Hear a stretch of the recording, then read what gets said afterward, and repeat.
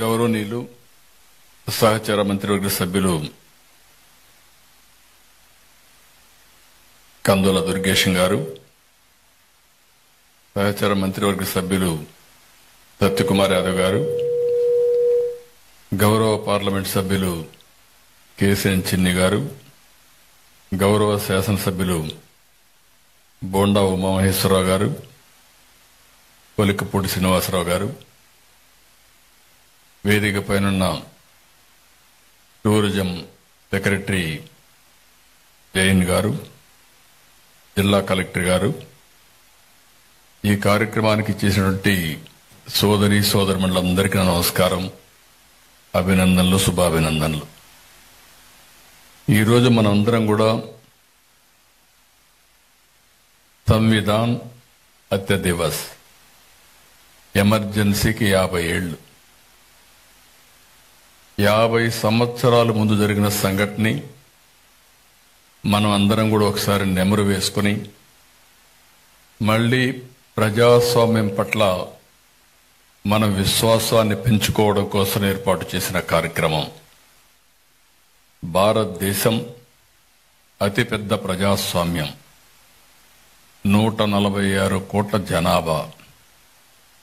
భారతదేశానికి స్వాతంత్రం వచ్చి 78 సంవత్సరాలైంది. 8 దశాబ్దాల ప్రయాణంలో దేశంలో ఎన్నో మలుపులు చూసింది, ఎన్నో సవాళ్లు ఎదుర్కొంది, ఎన్నో విజయాలు సాధించింది. కానీ ప్రజాస్వామ్యాన్ని కాపాడుకున్న ఏకైక దేశం భారతదేశం అని చెప్పి మరొక్కసారి మీ అందరికీ విజ్ఞప్తి చేస్తున్నాం. అయితే ఈ వెలుగులు ఒకసారి చూసిన తర్వాత ఏదైతే ఎమర్జెన్సీ రోజు ఒక చీకటి, ఇప్పుడే సమరం గారు చెప్పారు. వారు చెప్పినప్పుడు వారి అనుభవాలతో ఏం జరిగాయో కొన్ని విషయాలు చెప్పారు. అదే మరి నారాయణరావు గారు కూడా కొన్ని విషయాలు మనకు చెప్పారు. ఇక్కడుండే నాయకులు కూడా అనేక విషయాలు చెప్పడం జరిగింది. అయితే ఒక్కొక్కసారి మనం చెడును మరిచిపోయి మంచిని మళ్లీ గుర్తుపెట్టుకునే పరిస్థితి లేకపోతే అలాంటి పరిస్థితులు మళ్ళా పునరావృతమయ్యే పరిస్థితి వస్తుంది. దాని పట్ల ఎప్పుడు జాగ్రత్తగా ఉండాలి. గతం ఎప్పుడు కూడా మనం మర్చిపోకూడదు. మంచి రోజులనే కాదు, చీకటి రోజులు కూడా గుర్తుపెట్టుకోవాలి. అప్పుడే ఏది మంచి ఏది చెడు అనేదానికి మనకు అర్థమవుతుంది. ముఖ్యంగా రాజకీయాల్లో ఉండే మాలాంటి వాళ్ళు, ప్రజా జీవితంలో ఉన్న ఎలాంటి మేమందరం కూడా ఒక బాధ్యతతో ఉండి భావితరాలకు మంచిని అందించవలసిన బాధ్యత మా అందరిపైన ఉంది. ఈరోజు మనందరం మాట్లాడుకున్నట్టు 1975 జూన్ 25 ప్రపంచంలోనే పెద్ద అతి గొప్పదైన భారత ప్రజాస్వామ్యాన్ని పరిహాసం చేస్తూ ఎమర్జెన్సీ విధించిన రోజు.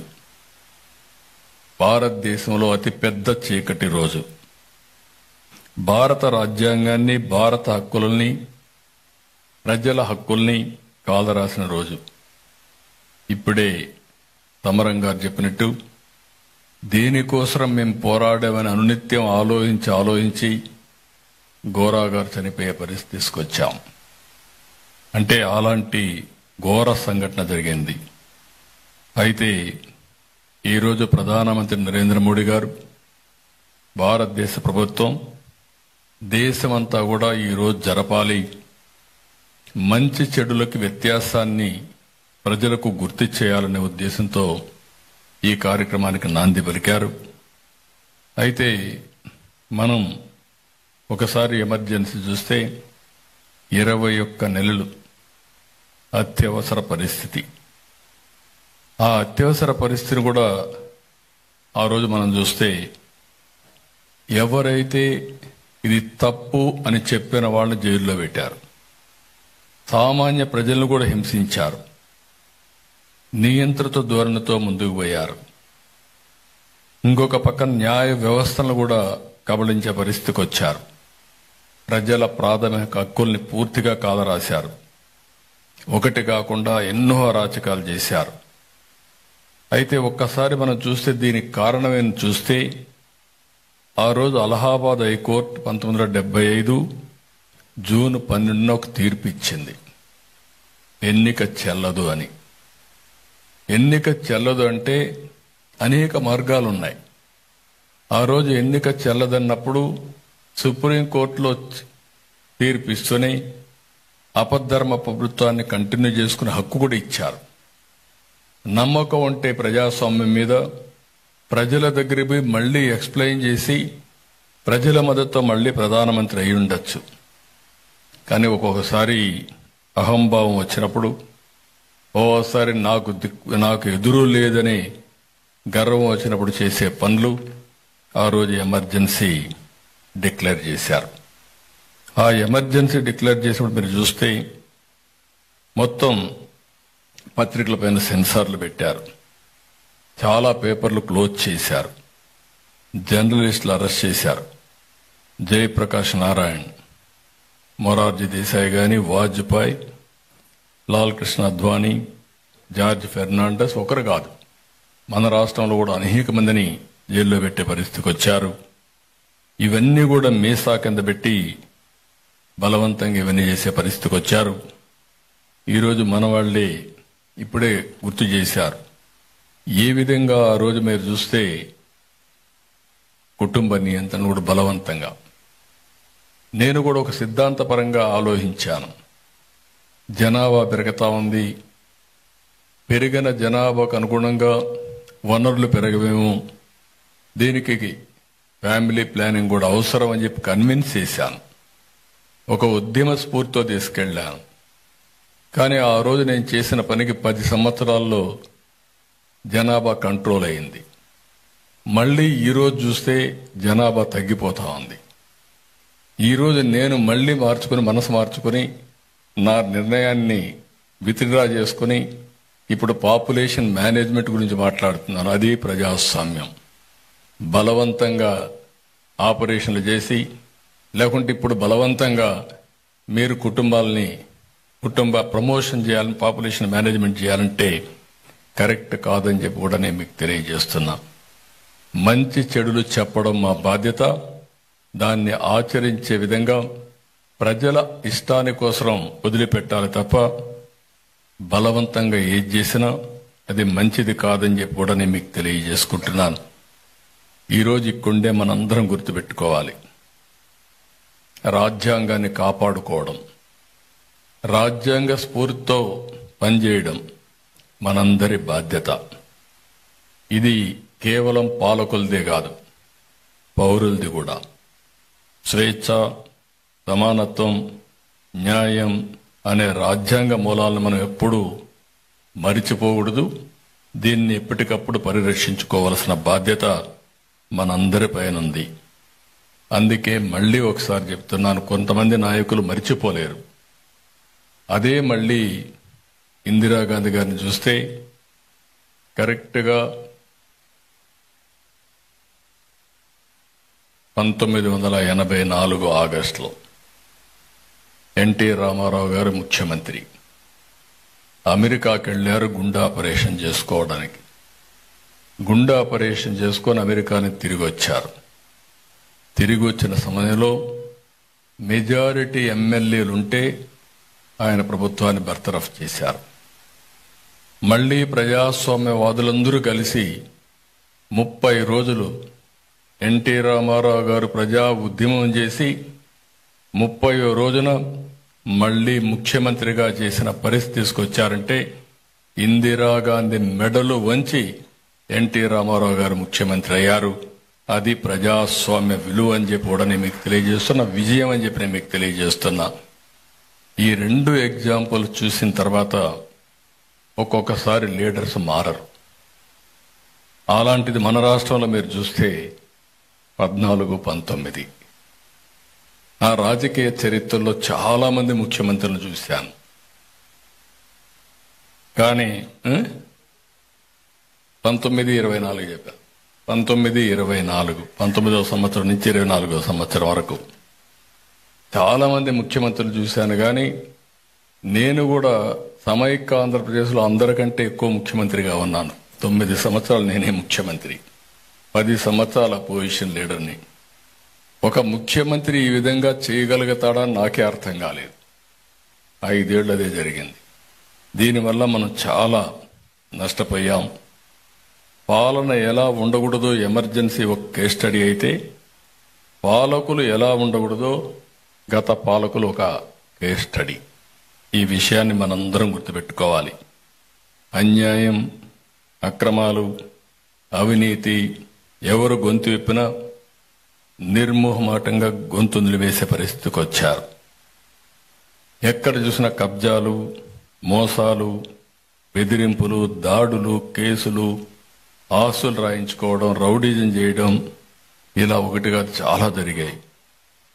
కడాన ఒక డాక్టర్ మాస్క్ అడిగితే కరోనా సమయంలో నువ్వు అడిగే అంత ధైర్యం నీకు వచ్చిందని అతన్ని వేధించి పిచ్చివాడిని చేసి నడి రోడ్డును చంపేసే పరిస్థితికి వచ్చారు. ఇలాంటివన్నీ సరే, నాకు కూడా చాలా సమస్యలు వచ్చాయి. నాకు ఒకటే డిటర్మినేషన్, నన్ను అభిమానించిన తెలుగు ప్రజానీకం కోసరం నేనేమైనా పర్వాలేదు, పోరాటం చేయాలి, మళ్లీ ఈ రాష్ట్రాన్ని కాపాడుకోవాలి అనే ఏకైక ధ్యేయంతో ముందుకు పోయాను తప్ప ఎక్కడా రాజీ పడలేదు. అదే సమయంలో మిత్రుడు పవన్ కళ్యాణ్ కూడా చాలా అవమానాలు పడ్డాడు. ఆ రోజు ఆయన కూడా ఒకటే ఆలోచించాడు, ఎట్టి పరిస్థితిలో ఈ రాష్ట్రంలో మళ్ళా ప్రజాస్వామ్యాన్ని కాపాడుకోవాలని ముందుకొచ్చారు. అందరం కలిశాం. అదే మరిగా నరేంద్ర మోడీ గారి యొక్క నాయకత్వంలో బీజేపీ కూడా ముందుకొచ్చారు. అందరం కలిసి ఒకటే హామీ ఇచ్చాం, విధ్వంసం నుంచి ఈ రాష్ట్రాన్ని పునర్నిర్మాణం చేస్తామని చెప్పి 1 సంవత్సరంలో సుపరిపాలనలో తొలి అడుగు వేశామని చెప్పి మరొక్కసారి మీ అందరికీ విజ్ఞప్తి చేస్తున్నా. అందుకే ఈరోజు ఒక్క విషయం మీరు గుర్తుపెట్టుకోవాల్సిన అవసరం ఉంది. రాజ్యాంగ సభలో రాజ్యాంగాన్ని ఆమోదించిన తర్వాత అంబేద్కర్ ఒక మాట అంటారు. ఇప్పుడే మనం ఆయన నివాళులర్పించి రాజ్యాంగాన్ని ఒకసారి గుర్తు తెచ్చుకున్నాం. ఆయన చెప్పిన మాట చూస్తే, how ever good A constitution may be, it is sure to turn out bad because those who are called to work it happen to be a bad lot. Similarly, even a poorly written constitution could be effective if implemented by good leaders. The effectiveness of a constitution is not solely determined by its text, but by the character and conduct of those who are responsible for it's implementation. ఈ విషయం ప్రజల్లో చైతన్యం రావాలి. మీరు ఒక్కొక్కసారి ఒక పని చేస్తూ ఉంటారు. ఇంట్లో పిల్లని, మన అమ్మాయిని వేరే వాళ్ళకి ఇవ్వాలన్నా, మన ఇంట్లోకి వేరే అమ్మాయిని తెచ్చుకోవాలన్నా, అంటే ఆడబిడ్డలకు పెళ్లి చేయాలన్నా, మగబిడ్డలకు పెళ్లి చేయాలన్నా 5-6 తరాలు చూస్తారు. కానీ రాజకీయ నాయకులు మాత్రం చూడరు. అందుకే అంబేద్కర్ గారు ఒక మాట అన్నారు, నేను మీ చేతికి తుపాకీ ఇవ్వడం లేదు, మీరు యుద్ధం చేయాల్సిన పని లేదు, మీకు ఓటు హక్కు ఇస్తున్నా. ఓటు హక్కు అందరికీ ఒకటే. ఈరోజు 100 కోట్ల రూపాయలు లేకుంటే $100 బిలియన్ ఉండే వ్యక్తికి ఒకే ఓటు, రోజు కూలి చేసుకునే వ్యక్తికి కూడా ఒకే ఓటు. ఓటు అనేది ఒక ఆయుధం. ఓటు ద్వారా ప్రజాస్వామ్యాన్ని కాపాడుకోవడమే కాకుండా ఒక మంచి నాయకుల్ని ఎన్నుకుంటే మన జీవితాల్లో బాగుపడతామని మరొక్కసారి మీ అందరికీ విజ్ఞప్తి చేస్తున్నా. అది ఎమ్మెల్యే కావచ్చు, ఎంపీ కావచ్చు, మంత్రులు కావచ్చు, మేమందరం లేదంటే పార్టీ నాయకులం కావచ్చు, ఎవరైనా సరే ఇది మనం గుర్తుపెట్టుకోగలిగితే తప్పకుండా మంచి జరుగుతుంది. అందుకే ఈరోజు మీటింగ్లో మీరు ఒక్కసారి చూసినప్పుడు నాకు ఏమాత్రం అనుమానం లేదు, భారతదేశం ఒక గొప్ప దేశం. కొంతమంది నాయకులు చెడు చేసినప్పటికీ చెడు మీద పోరాడి ఎప్పుడూ మంచే జయిస్తుంది. చెడు అనేది తాత్కాలికం, మంచి అనేది శాశ్వతం. ఎవరైతే మంచి కోసం పనిచేస్తారో వాళ్ళు శాశ్వతంగా చరిత్రలో ఉంటారు. ఎవరైతే చెడు పనులు చేస్తారో వాళ్ళు శాశ్వతంగా చరిత్రహీనులుగా మిగిలిపోతారు. అందుకే ఈ ఎమర్జెన్సీని అందరం కూడా ఒకసారి గుర్తుపెట్టుకుని, ఇప్పుడుండే జనరేషన్, యంగ్ జనరేషన్ చాలామంది ఎమర్జెన్సీ తర్వాత పుట్టారు, ఎమర్జెన్సీ అంటే మర్చిపోయారు. కానీ ఇప్పుడు పరిస్థితులు వేరే వేరే చూస్తున్నారు. మీరు కూడా చరిత్ర ఒక్కసారి చదువుకోవడం, నెమరు వేసుకోవడం, మంచికి చెడుకి ఎప్పటికప్పుడు వ్యత్యాసాన్ని చూడాల్సిందిగా మరొక్కసారి కోరుకుంటూ, నేను ఒకటే విజ్ఞప్తి చేస్తున్నా, భారతదేశం ఒక గొప్ప దేశం. నరేంద్ర మోడీ గారు దేశ ప్రధానిగా ఉండడం మనందరి అదృష్టం.